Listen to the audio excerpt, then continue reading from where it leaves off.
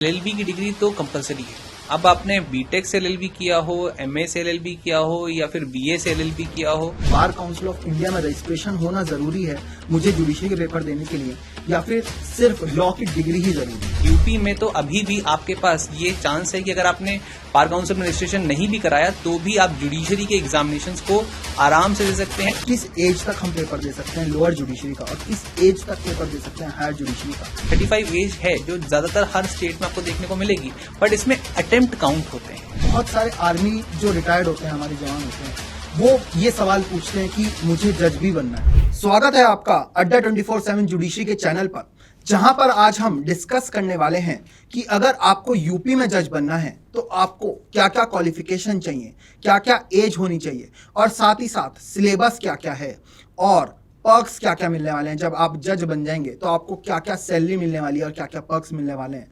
तो इस चीज़ को डिस्कस करने के लिए हमारे साथ जुड़ चुके हैं शशांक सर, और वो कुछ चीज़ें बताने वाले हैं यूपी जुडिशरी के बारे में कि क्या क्या चीज़ें ज़रूरी हैं। तो I welcome you sir on the platform of अड्डा 24/7 judiciary. Thank you sir. So sir, एक क्वेश्चन मेरा जो बच्चों का सबसे ज़्यादा रहता है, सबसे पहले ये सवाल आता है कि सर क्वालिफिकेशन क्या है? क्या अगर मैंने बीटेक कर रखी है तो क्या मैं जज का पेपर दे सकता हूँ, जुडिशरी का पेपर दे सकता हूँ, या फिर मेरे पास लॉ की डिग्री होनी ज़रूरी है जुडिशरी का पेपर देने के लिए? देखिए, सबसे पहली चीज़ तो ये है कि आपको एलएलबी की डिग्री तो कंपलसरी है। अब आपने बीटेक से एलएलबी किया हो, एमए से एलएलबी किया हो या फिर बीए से एलएलबी किया हो, मतलब इन तीनों को करने के पहले बाद आपने एलएलबी किया हो, उससे फ़र्क नहीं पड़ता। या बीए एलएलबी का आपने 5 ईयर इंटीग्रेटेड कोर्स किया हो, पर आपके पास एलएलबी की डिग्री होना बहुत ज़रूरी है।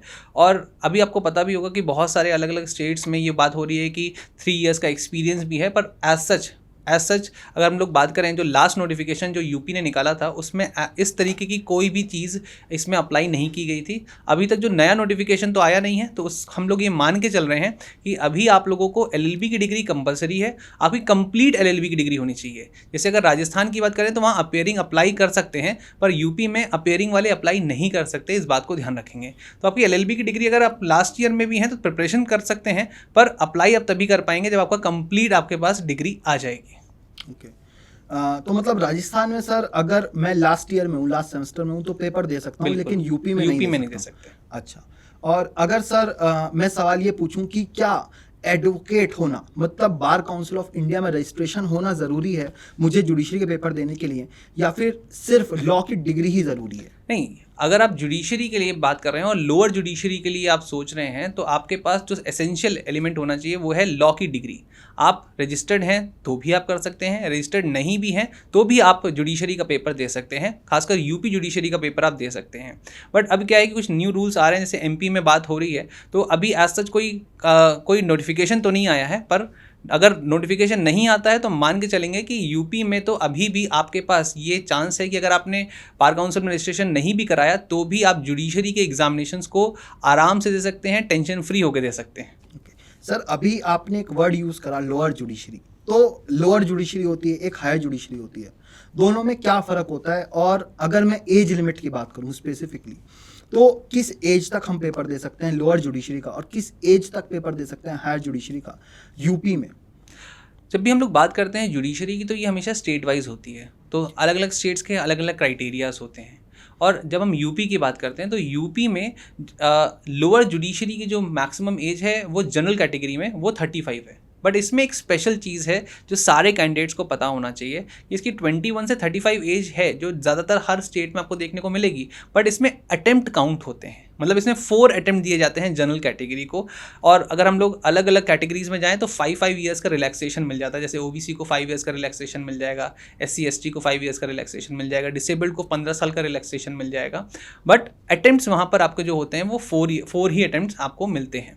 तो ये चीज़ आपको स्पेशली आपको समझनी होगी कि जब आप यूपी की प्रिपरेशन करें तो आप अच्छे से प्रिपरेशन कर लें, फिर ही अटेम्प्ट करें, वरना आप अपना अटेम्प्ट मत खराब करें।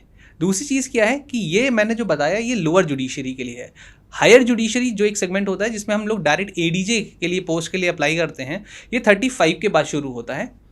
और इसमें सबसे खास बात है कि आपको 7 ईयर्स का एक्सपीरियंस तो होना ही होना चाहिए। आपका रजिस्ट्रेशन होगा, 7 ईयर्स का एक्सपीरियंस होगा, और उसके बाद आप 35 ईयर्स के बाद ही इसको अप्लाई कर सकते हैं। और इसमें आप 35 ईयर्स का जब अप्लाई करते हैं तो सीधे आप एडीजे के लिए अप्लाई करते हैं। जब आप लोअर जुडिशरी में जाते हैं तो आप यहाँ पर जूनियर डिवीज़न के जो जजेस होते हैं उसके लिए अप्लाई करते हैं। तो ये एक बहुत ही खास चीज़ है जो हर एक स्टूडेंट को पता भी होनी चाहिए कि जब आप अप्लाई कर रहे हैं या आप जज बनना चाहते हैं तो आपके पास बहुत सारी अपॉर्चुनिटीज़ हैं। आप लोअर जुडिशरीज में भी जज बन सकते हैं, सिविल जज के लिए आप पेपर दे सकते हैं। और अगर आप मान लीजिए वहाँ पे किसी भी कारणवश नहीं हो पा रहा है तो आप मायूस मत होइए, आपके पास एक और चांस है जो 35 ईयर्स के बाद भी है। जब आपके पास एक्सपीरियंस हो गया है, जब आपको अच्छे से लिटिगेशन के बारे में पता है, तो आप उस इन्फॉर्मेशन को अलग अलग जगह पर अप्लाई भी कर सकते हैं। डायरेक्ट रिक्रूटमेंट भी होते हैं और आप एग्जामिनेशन के थ्रू भी जज बन सकते हैं। ये सबसे खास बात है। तो सर, एक तो हो गई लोअर जुडिशरी, एक हो गई हायर जुडिशरी। जैसा आपने बताया कि लोअर जुडिशरी में 35 तक हम जनरल रूल ये है कि जनरल कैटेगरी को आप बिलोंग करते हैं तो 35 तक आप पेपर दे सकते हैं। लेकिन अगर आपके पास ओबीसी कैटेगरी को बिलोंग करते हैं, एससी एसटी को बिलोंग करते हैं तो 5 साल का जो पीरियड है वो एक्सटेंड हो जाता है। 5 साल जो है आप मतलब 40 एज तक दे सकते हैं। एक सर यहाँ पर मैं देख रहा था कि एक्स सर्विसमैन का और जिक्र हो रखा है, तो क्या एक्स सर्विसमैन के लिए भी कोई बेनिफिट है? और साथ ही साथ क्या वहाँ पर उनके लिए कोई कोटा भी रखा गया है? क्योंकि बहुत सारे आर्मी जो रिटायर्ड होते हैं, हमारे जवान होते हैं, वो ये सवाल पूछते हैं कि मुझे जज भी बनना है। वो लॉ कर लेते हैं साथ ही साथ आर्मी में होते हुए, तो वो पूछते हैं कि जज बनना है तो कौन सा स्टेट, मतलब यूपी में कोई ऐसा प्रोविज़न है कि जो जहाँ पर हमें कोटा दे रखा है? यस, यूपी एक ऐसा स्टेट है जो पूरे इंडिया में सबसे ज़्यादा कोटा देता है एक्स सर्विसमैन को। नॉर्मली अगर आप देखेंगे तो जो जुडिशरी की वैकेंसीज आती हैं उसमें कभी निकलती हैं एक्स सर्विसमैन की वैकेंसीज, कभी नहीं निकलती हैं। बट यूपी एक ऐसा है जिसमें एक्स सर्विसमैन की वैकेंसीज परमानेंटली निकलती हैं। और इसमें आपको एग्रीगेट, मतलब यहाँ पर अगर आप देखें तो 50 ईयर्स तक का आपके पास टाइम एज जो है वो आपके पास रहता है कि आप 50 ईयर्स तक आप इसको दे सकते हैं। तो ये एक बहुत ही खास चीज़ है जो एक्स सर्विसमैन जो लोग हैं जिन्होंने लगभग 15 से 20 साल जो है डिफेंस को या फिर किसी भी आपके आर्म फोर्सेस को सर्व किया है और वो आकर हमारे स्टेट के लिए जो जज बनना चाहते हैं, तो उनके पास ये एक्स्ट्रा बेनिफिट रहता है कि वो 50 ईयर्स तक चाहें तो उसको अप्लाई कर सकते हैं। ये चीज़ बहुत अच्छी है सर यूपी में कि जिन्होंने हमारे देश की सेवा करी उन्हें मौका दिया जा रहा है कि आप अब सेवा दूसरे तरीके से करिए, जज बनकर आप कर सकते हैं। एज रिलैक्सेशन भी है, साथ ही साथ कोटा भी है। लेकिन सर इसमें सिलेबस क्या रहेगा? अगर मुझे जज बनना है यूपी में तो फिर मुझे क्या क्या पढ़ना पड़ेगा? इंग्लिश कितनी पढ़नी पड़ेगी, हिंदी कितनी पढ़नी पड़ेगी, लॉ कितना पढ़ना पड़ेगा, और सबसे महत्वपूर्ण सेक्शन जो यूपी फेमस है जिस चीज़ के लिए, या मैं कहूँगा इनफेमस है, कि जीएस कितनी पढ़नी पड़ेगी? तो शुरुआत करते हैं पहले अंग्रेजी भाषा से कि एक बार पेपर पैटर्न पहले डिस्कस करते हैं। कितने पेपर होते हैं सर इसमें, कितनी स्टेजेस होती हैं, कितनी स्टेज में क्या क्या पेपर होते हैं? फिर आप बताइएगा कि वहाँ पर कौन सा सब्जेक्ट जो है वो कितना महत्वपूर्ण होता जा रहा है। सर ये आपने बहुत अच्छी बात की कि बच्चों को नॉर्मली अगर देखा जाए तो वो जिस भी स्टेट के होते हैं उसके बारे में तो थोड़ा बहुत पता होता है, बट दूसरे स्टेट्स में बिल्कुल भी उनको नहीं पता होता। और यूपी एक थोड़ा सा एक्स्ट्रा ऑर्डिनरी रहेगा। उसका रीज़न ये रहता है कि हर स्टेट जुडिशरी की तरीके से इसमें 3 फेजेस तो रहते हैं, प्री, मेंस और इंटरव्यू। बट प्री बिल्कुल अलग होता है, मेंस बिल्कुल अलग होता है, और इंटरव्यू में तो भाई सीधी सी बात है, वहाँ पे तो जजेस बैठे होते हैं, वो आपको पूरी तरीके से जांच लेते हैं अंदर से बाहर तक। बाकी स्टेट्स में अगर देखा जाए तो जो प्री में सिलेबस होता है वही मेंस में सिलेबस आ जाता है। बट यूपी इसमें खास है। यूपी का प्री का सिलेबस अगर आप देखोगे तो वो मेंस के सिलेबस से बिल्कुल भी कोइंसाइड नहीं करता। कुछ चीज़ें तो हैं बट पूरी तरीके से कोइंसाइड नहीं करता। जैसे अगर प्री की बात करें तो हमारे पास एक जीएस एक पेपर होता है जीएस का, और एक पेपर होता है आपका लॉ का। तो सबसे पहला पेपर जो होता है, पेपर 1 जो होता है, वो आपका जीएस का होता है। और जीएस भी कोई छोटी मोटी जीएस नहीं आती है, बहुत डिटेल में क्वेश्चंस पूछे जाते हैं। और आपको पता भी होगा कि यूपी पीएससी जो है वो अपने जीएस के पेपर के लिए बहुत फेमस है, और वही आयोग है जो यूपी पीसीएस जे का पेपर कराती है। तो वो जीके का जो लेवल रहता है वो एनसीईआरटी बेस्ड तो रहता ही है, बट बहुत डेप्थ नॉलेज चाहिए होती है जीके के लिए, क्योंकि उनका ये मानना है कि जो भी जज यूपी में जज बन रहा है, ठीक है, तो उसको वहाँ की भौगोलिक स्थिति, उसका इतिहास और उसकी राजनीतिक व्यवस्था जो है उसको अच्छे से पता होना चाहिए, तभी वो सही तरीके से जो जजमेंट है वो दे पाएगा। तो जीएस वहाँ पे एक अच्छे लेवल की आती है। फिर जो दूसरा पेपर होता है पेपर 2, वो होता है लॉ का। अब ये लॉ का पेपर और पेपर 1 जो जीएस का पेपर है, दोनों में 150 क्वेश्चंस आते हैं प्री में, पर इनके नंबरिंग में आपको डिफरेंस मिलेगा। लॉ का पेपर जो होता है जिसमें 150 क्वेश्चंस आते हैं, उसमें 300 मार्क्स का पेपर होता है, और जो जीएस होती है वो 150 क्वेश्चंस आते हैं, बट उसमें जो नंबर होते हैं वो 150 ही होते हैं। तो इन ऑल अगर देखा जाए तो 450 का पेपर आपका हो जाता है। और सबसे खास बात, बाकी स्टेट्स में अगर देखा जाए तो राजस्थान को अगर कंपेयर करें तो वहाँ पे निगेटिव मार्किंग जो है पहले नहीं होती थी, अब शायद इस बार शुरू की गई है। यूपी में हमेशा से निगेटिव मार्किंग रही है, तो निगेटिव मार्किंग वजह से मार्किंग जो है नॉर्मली लोगों को कम नंबर देखने को मिलते हैं, कम नंबर पे कट ऑफ होता है। पर लास्ट ईयर की अगर हम लोग बात करें तो पेपर कुछ इस तरीके से आया कि निगेटिव मार्किंग के बाद भी एक हाई कट ऑफ किया था।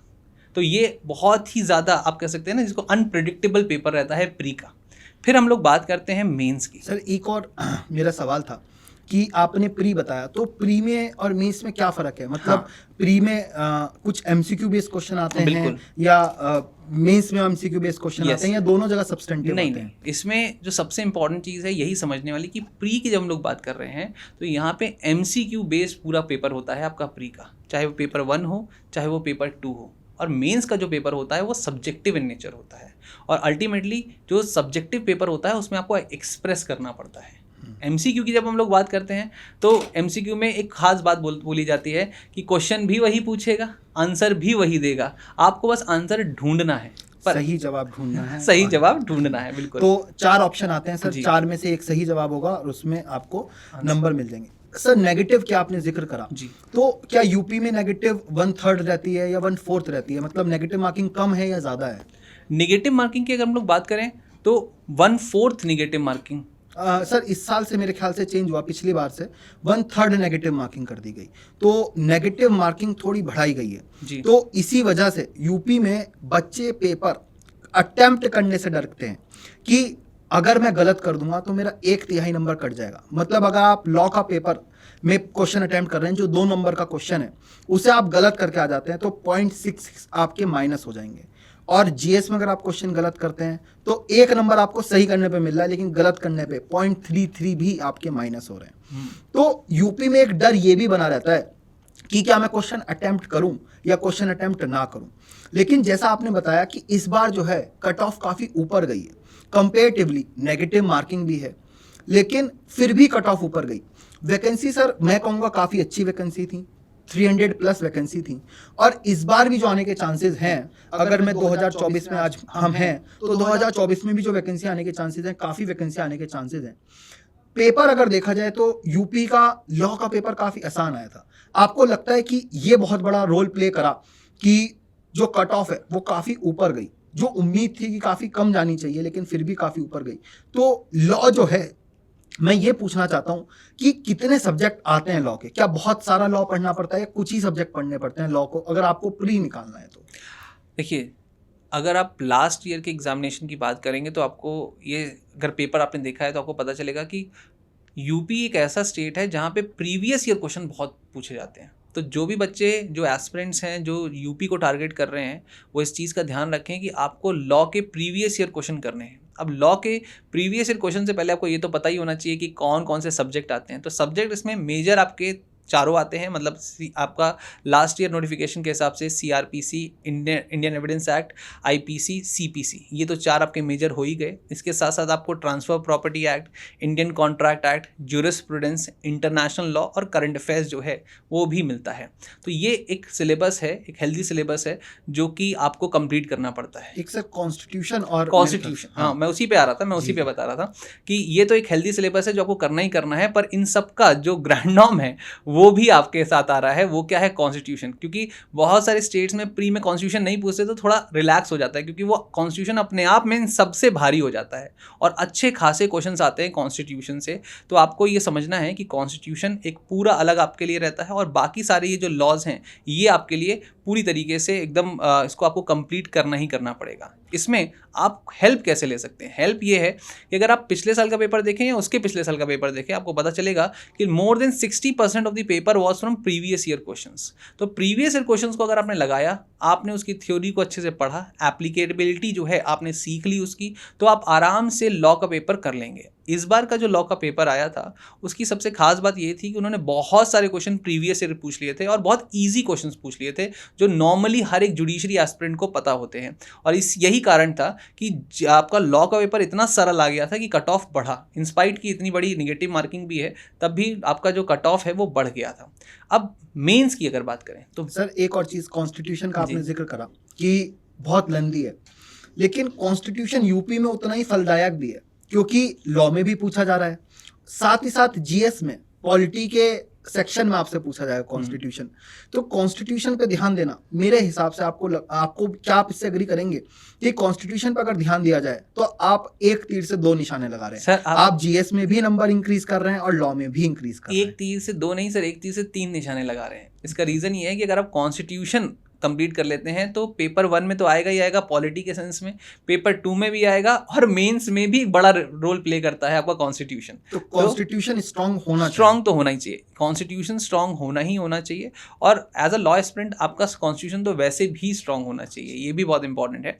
और दूसरी चीज़ क्या है कि जब अगर आप कॉन्स्टिट्यूशन को स्ट्रांग करते हैं तो उससे बहुत सारी चीज़ें आप बाकी सारे लॉज में भी अप्लाई कर पाते हैं। तो ये भी बहुत इंपॉर्टेंट चीज़ है कि अगर जैसे मान लीजिए सीआरपीसी का कोई मेंस का क्वेश्चन लिख रहे हैं या आप आईपीसी का मेंस का क्वेश्चन लिख रहे हैं तो वहाँ पे ज्यूरिस्प्रूडेंस एसेंस को दिखाने के लिए आप कॉन्स्टिट्यूशन का सहारा ले सकते हैं। तो कॉन्स्टिट्यूशन पर तो आपकी एक बड़ी पकड़ होनी ही होनी चाहिए। इसके साथ साथ आपके पास करंट अफेयर्स एक बहुत इंपॉर्टेंट रोल प्ले करते हैं आपके प्री के एग्जामिनेशन के लिए, क्योंकि प्री के एग्जामिनेशन में जो पेपर 1 होता है वो इतना पिछली बार का टफ आ गया था कि लोग जो हैं वो 50 क्वेश्चंस या 60 क्वेश्चंस नहीं कर पा रहे थे, उनकी हालत ख़राब हो जा रही थी। तो कैसे करेंगे इसको करने का तरीका जो है रामबाण उपाय जिसको कहते हैं, रामबाण उपाय है कि आपने करंट अफेयर्स पे थोड़ा फोकस किया हुआ और इसके साथ आपने ज्योग्राफी के मैपिंग्स को देखा हुआ है, आपने हिस्ट्री के कुछ जो इंपॉर्टेंट क्वेश्चंस हैं प्रीवियस ईयर क्वेश्चंस उन पर आपने अपनी पकड़ बनाई हुई है।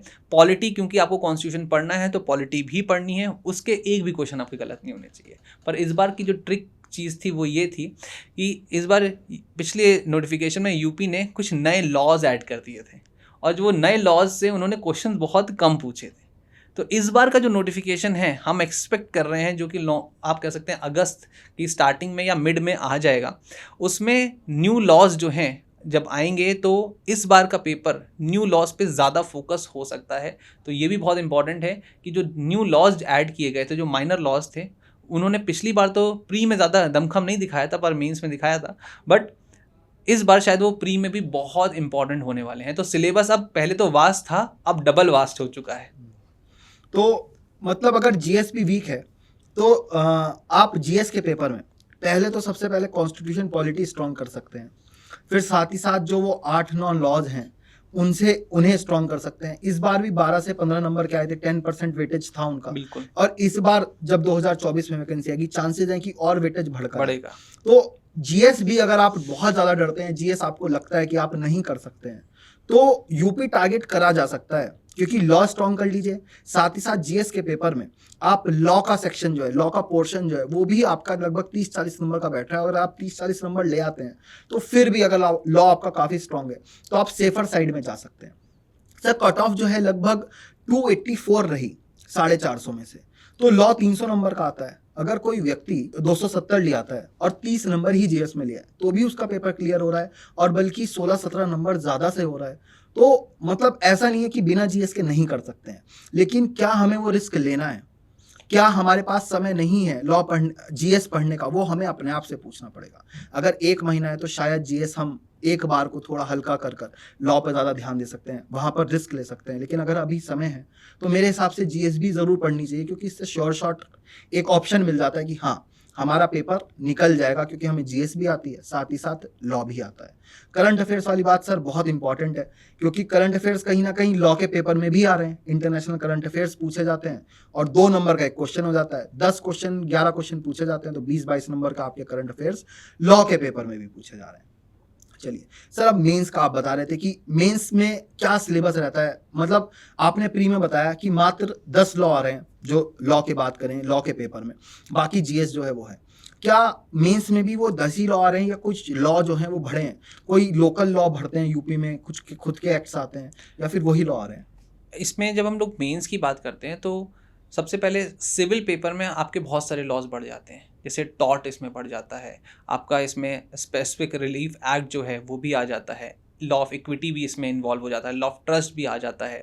तो ये सारे आपके जो प्री में नहीं आ रहे थे मेंस में आ जाते हैं। इसके साथ हिंदू और मुस्लिम एक्ट जो है ये भी आपका जुड़ जाता है। तो ये सारे ऐसे एक्ट्स हैं जो मेंस में ही सिर्फ आते हैं, प्री में नहीं आते।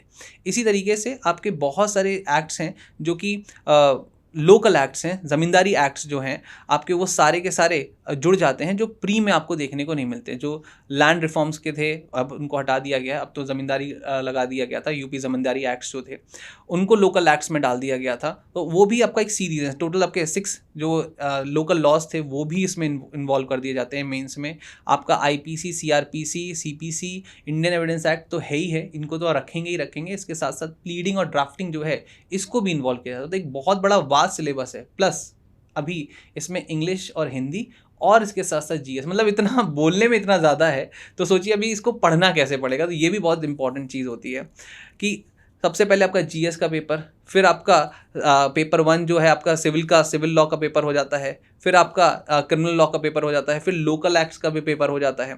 अब इसमें अगर हम बात करें कि कैसे प्रिपरेशन की जाए, तो प्रिपरेशन करने का तरीका है कि आपको सेगमेंटाइज करनी पड़ेंगी चीज़ें। मतलब अगर मैं आपसे बात करूं कि हम लोग कैसे पढ़ते हैं, हम लोग कोशिश करते हैं कि पहले सिर्फ लॉ पे फोकस कर लें, पर नहीं, लॉ पे तो फोकस करना ही करना है, बट हमें जीएस के पेपर में भी इतनी चीज़ें करनी है जो कि हम वहाँ पे लिख पाएँ। अब लिखेंगे कैसे? लिखने का सबसे सही तरीका है कि आप करंट अफेयर से अपने आप को ज़रूर जोड़ के रखिए। करंट अफेयर से अगर आपने जोड़ के रखा है, अपने आप को अपने लॉ से थोड़ा जोड़ के रखा हुआ है, तो आप आराम से करंट इवेंट्स को दिमाग में रखते हुए बहुत सारी चीज़ें लिख पाएंगे अपने आप से। क्योंकि बहुत सारी चीज़ें वहाँ पे ऐसी आती हैं जो हमने कभी सुनी भी नहीं होती, पढ़ी भी नहीं होती हैं, तो उसको हमें नहीं करना है। ये चीज़ हमें ध्यान रखनी है। अब अगर हम लोग बात करते हैं सिविल लॉज की, तो सिविल लॉज में आपको फिर उन सारे लॉज पर फोकस करना है। क्योंकि अगर हम सिविल लॉज की बात करते हैं तो उसमें हिंदू और मुस्लिम का क्वेश्चन 100% वो आएगा ही आएगा, 100% है। हर एक सेगमेंट से, हर एक टॉपिक से क्वेश्चन आता ही आता है। पार्टनर आपका जो इंडियन कॉन्ट्रैक्ट एक्ट है वो भी इसमें आता है, लॉ ऑफ इक्विटी जो है उससे एक क्वेश्चन आता ही आता है, और ये छोटा एक्ट है। तो आप उसको ज़रूर फोकस करिए मेंस में लिखने के लिए। क्योंकि अगर छोटे लॉज आपको पता है कि एक क्वेश्चन आना ही आना है, और वो आपको पता चल जाता है जब आप प्रीवियस ईयर क्वेश्चंस लगाते हो, तो आपको पता चल जाता है कि ये क्वेश्चन बहुत बार रिपीट हुआ है, तो एक्सपेक्टेड है कि इस बार भी रिपीट होगा। तो उसका आंसर आप पहले से फॉर्मेट करके अपने दिमाग में रख सकते हैं, तो तुरंत ही आप वहाँ पर उसको लिख सकते हैं। ये चीज़ बहुत खास है। तो बच्चों, यहां तक हमने अभी तक ये समझा है कि यूपी में क्या क्या क्वालिफिकेशन है, क्या क्या पेपर पैटर्न है, और साथ ही साथ प्री को अगर टारगेट करना है जहां पर एमसीक्यू बेस्ड क्वेश्चन आते हैं, तो वो हम कैसे करें, क्या क्या सिलेबस आएगा, कितने नंबर के क्वेश्चन आएंगे। अगर मेंस की आपको तैयारी करनी है, इंटरव्यू की तैयारी करनी है कि मेंस में क्या क्या पूछा जाता है, इंटरव्यू में क्या क्या पूछा जाता है, तो उसके लिए दूसरी वीडियो जरूर देखिए। उसमें हमने मेंस स्पेसिफिक डिस्कशन करा है, इंटरव्यू स्पेसिफिक डिस्कशन करा है, और साथ ही साथ सैलरी और पर्क्स का डिस्कशन करा है कि जजेस को क्या क्या सैलरी और क्या क्या पर्क्स मिलते हैं। तो मिलते हैं अगली वीडियो में।